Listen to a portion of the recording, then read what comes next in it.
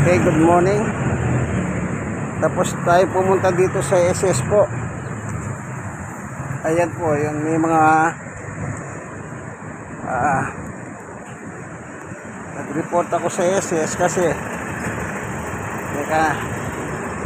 dapat pala every birthday kung mo dumating yung peso ng birthday ko, kala ko magtuloy-tuloy. Kaya ngayon naobliga ako mag-report, wala yung pera ko. Ayan, dito ka, tapos na naman ino-confirm lang nila na buhay pa yung pensioner.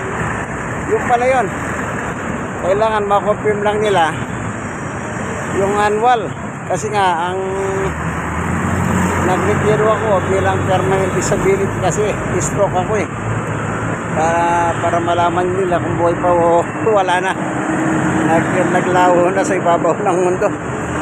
Okay naman na, walang problema. Okay, sige po, pauwi na tayo ngayon.